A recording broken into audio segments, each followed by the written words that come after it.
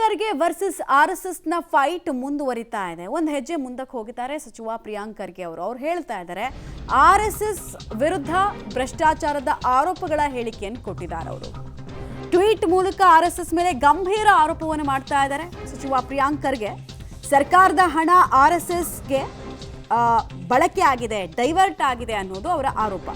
Kalyana Karnataka ಪ್ರದೇಶಾಭಿವೃದ್ಧಿಗೆ BJP ಸರ್ಕಾರದಲ್ಲಿ 500 ಕೋಟಿ ರೂಪಾಯಿ ಬಜೆಟ್ ಅನ್ನು ಎತ್ತಿಡಲಾಗಿತ್ತು. ಅದರಲ್ಲಿ 322 ಕೋಟಿಗೂ ಹೆಚ್ಚು ಹಣವನ್ನು ದುರುಪಯೋಗ ಮಾಡಲಾಗಿದೆ. ಆರ್ಎಸ್ಎಸ್ಗೆ ಇದನ್ನೆಲ್ಲ ಡೈವರ್ಟ್ ಮಾಡಲಾಗಿದೆ. ಆರ್ಎಸ್ಎಸ್ ಇದರಲ್ಲಿ ಭ್ರಷ್ಟಾಚಾರ ಮಾಡಿದೆ ಅನ್ನೋ ವಿಚಾರವನ್ನು ಹೇಳ್ತಾ ಇದ್ದಾರೆ. ಅವರ ಟ್ವೀಟ್ನ ಸಾರಾಂಶವನ್ನು ಕೂಡ ನೀವು ಗಮನಿಸ್ತಾ ಇದ್ದೀರಾ. ಆರ್ಎಸ್ಎಸ್ ಮತ್ತು ಅದರ ಅಂಗಸಂಸ್ಥೆಗಳನ್ನು ಉಪಯೋಗ ಮಾಡಿಕೊಂಡಿತ್ತು ಬಿಜೆಪಿ, ದುರುಪಯೋಗ ಮಾಡಿಕೊಂಡಿತ್ತು. 500 ಕೋಟಿಯನ್ನು ಸ್ಕ್ಯಾಮ್ ಮಾಡಿದ್ದಾರೆ. ಕಲ್ಯಾಣ ಕರ್ನಾಟಕ ಭಾಗದ ಜನರಿಗೆ ಈ ಮೂಲಕ ವಂಚಿಸಿದ್ದಾರೆ.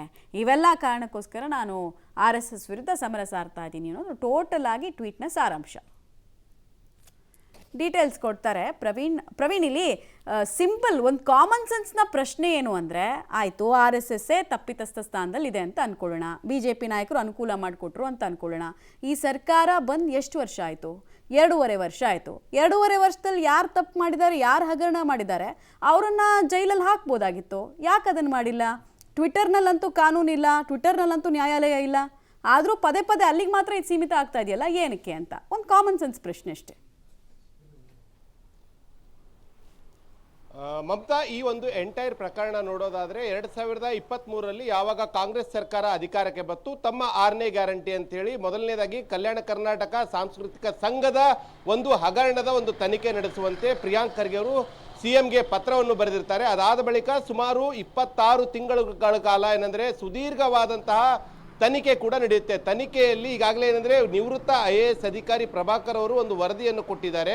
ಆ ವರದಿಯಲ್ಲಿ ಪ್ರಮುಖವಾಗಿ ಏನಂದ್ರೆ ಸುಮಾರು 300 ಕೋಟಿ ರೂಪಾಯಿ ಈ ಸಂಘಕ್ಕೆ ಬಿಡುಗಡೆ ಆಗಿರುವಂತಹ ಅನುದಾನ ಮತ್ತು ಅದೇ ರೀತಿಯಾಗಿ 22 ಕೋಟಿ ರೂಪಾಯಿ ಬಡ್ಡಿ ಹಣ, ಈ ಸುಮಾರು 322 ಕೋಟಿ ರೂಪಾಯಿ ಕೂಡ ಬಹುತೇಕವಾಗಿ ಅಕ್ರಮ ಆಗಿದೆ ಎಂಬುದು ವರದಿಯಲ್ಲಿ ಉಲ್ಲೇಖ ಆಗಿದೆ. ಆ ವರದಿಯನ್ನು ಈಗಾಗಲೇ CM ಸಿದ್ದರಾಮಯ್ಯ ಅವರ ಕೈಗೆ ಸೇರಿದೆ. ಅದಾದ ಬಳಿಕ ಯಾಕಂದ್ರೆ ಒಂದು ಏನಾದರೂ ಅಕ್ರಮ ನಡೆದಿದ್ದೆ ಅಂದರೆ ಅದಕ್ಕೆ ಪ್ರಮುಖವಾಗಿ ತನಿಖೆ ಆಗಬೇಕು. ಆ ಒಂದು ಪ್ರಥಮ ಹಂತದ ಕಾರ್ಯ ಈಗಾಗಲೇ ಅಂದರೆ ಕಾಂಗ್ರೆಸ್ ಸರ್ಕಾರ ಮಾಡಿದೆ.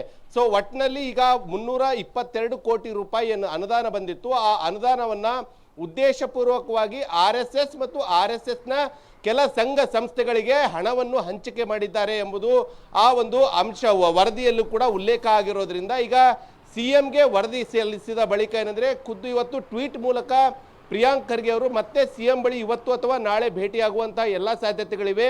ಈಗಾಗಲೇ ಈ ಒಂದು ಪ್ರಕರಣ ಸಂಬಂಧ ಸುಮಾರು 322 ಕೋಟಿ ರೂಪಾಯಿ ಅನುದಾನದಲ್ಲಿ ತಾರತಮ್ಯವಾಗಿದೆ. ಅದರಲ್ಲೂ ಕೂಡ ಸೇಡಂ ಮತ್ತು ಅದರ ಉಪ ತಾಲೂಕುಗಳಲ್ಲಿ ಅಂದರೆ ಆ ಒಂದು ಪ್ರದೇಶಗಳನ್ನೇ ಒಂದು 8ನೇ ಜಿಲ್ಲೆ ಅಂತೇಳಿ ಅಕ್ರಮವಾಗಿ ಏನಂದ್ರೆ ಸೃಷ್ಟಿ ಮಾಡಿ ಹಣ ಹಂಚಿಕೆ ಮಾಡಲಾಗಿದೆ. ಬಹುಪಾಲು ಏನಂದ್ರೆ ಸೇಡಂಗೆ ಅನುದಾನ ಕೊಟ್ಟಿದ್ದಾರೆ. ಅದರಲ್ಲೂ ಕೂಡ ಅಧ್ಯಕ್ಷರ ವಿವೇಚನಾ ಕೋಟ ಏನಿರುತ್ತೆ 25 ಕೋಟಿ, ಆ ಹಣವನ್ನು ಕೂಡ ಏನಂದ್ರೆ ಈಗಾಗಲೇ ಏನಂದ್ರೆ ಸೇಡಂಗೆ ಹೋಗಿದೆ. ಇಲ್ಲಿ ಪ್ರಮುಖವಾಗಿ RSSನ ಹಿರಿಯ ಮುಖಂಡ ಮತ್ತು ಮಾಜಿ ಸಂಸದ ಬಸವರಾಜ್ ಪಾಟೀಲ್ ಸೇಡಂ ಅವರು ಈ ಒಂದು ಸಂಘದ ಅಧ್ಯಕ್ಷರಾಗಿದ್ರು.